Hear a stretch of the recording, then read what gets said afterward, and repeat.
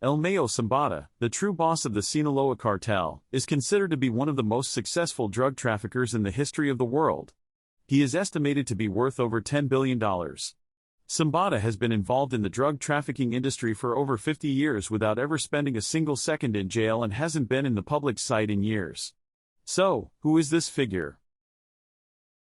Ismael Mario Zambada Garcia, better known by his alias, El Mayo, is a Mexican drug lord and co-founder of the Sinaloa Cartel. Born on January 1, 1948, in a small Sinaloan town of El Alamo.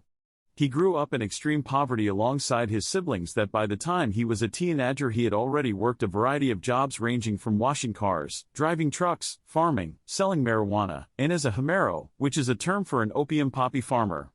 At the age of 17 he married his girlfriend, Rosario Niebla Cardoza, and soon had their first child. Now with his growing family, El Mayo Zambada realized that working legal jobs was not going to provide enough to give his family a better life than what he had growing up. In the 60s, demand for marijuana in the United States was greater than there was supply due to the emerging hippie movement. This is when he got into the drug trade and began working with Inez Calderon Quintero. He got to experience how the business worked and learned the skills that were necessary to make it in the drug game. Zambada learned that to make large amounts of money, he needed to traffic drugs internationally and later began his own small operation trafficking marijuana, heroin, and cocaine, establishing himself in the drug trade.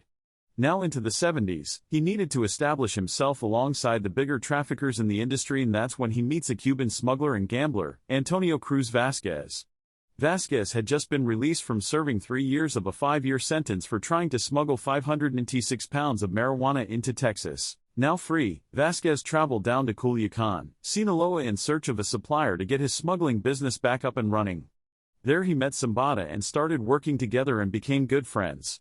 Vasquez eventually married El Mayo's sister, Modesta Zambada. In the mid-70s, the mounting pressure of the United States on the Mexican government led to a crackdown of Mexican drug traffickers. Due to fears of being killed, they moved their whole family to the United States. In the United States, their business grew even bigger, and they began having luxury vacations, flashy cars and parties, which ultimately drew the attention of the authorities. Around this time, Vasquez had gambled millions and left the casino, Caesar's Palace, with a $547,000 debt. Then in 1978, Vasquez was sentenced to 15 years in a federal prison for masterminding one of the largest retail heroin operations, ending an $18 million a year smuggling ring. This was the first time El Mayo Zambada's name appeared in an investigation report. From then on he decided to live a modest life.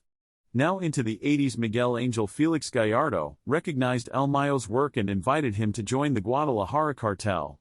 There he met El Chapo Guzman and El Garo Palma. When the Guadalajara cartel split into 3 factions, the Tijuana cartel, the Juarez cartel and the Sinaloa cartel. He joined Palma Salazar and El Chapo Guzman to form the Sinaloa cartel. The Sinaloa cartel soon rose to power due to El Mayo's being a master negotiator without resulting to violence and staying off the government's radar. After being attacked in 1992 by the Orellano brothers, El Mayo doubled down on the cartel and would dominate rival territories. He stayed hidden from the spotlight and operated so efficiently that when El Chapo Guzman would be captured, he ran the cartel like usual. When the government came down on the Sinaloa cartel, they were able to capture his well-known and flashy partner, El Chapo. But it was impossible for the government to locate El Mayo's whereabouts. Even when his brother, Jesus Zambada, was arrested and started talking about his hideouts, they still could not find him. Later on, one of his sons, Ismael Zambada Imperial, was extradited to the United States and given a clearly light sentence of 9 years. It was obvious that El Mayo had given valuable information to the authorities. Many people believe that El Mayo gives the government information on rivals to be captured and attribute this as to why he hasn't been captured. It is believed that El Mayo camps out in the mountains of the Golden Triangle and stays away from technology to remain out of the eyes of the government. At age 75, it's believed that his health is rapidly declining due to diabetes. When he dies, the cartel will be left with a power vacuum between the Zambada faction and Los Chapitos, El Chapo Guzman's sons, who are already fighting. Splintering into groups, the cartel will surely turn into chaos.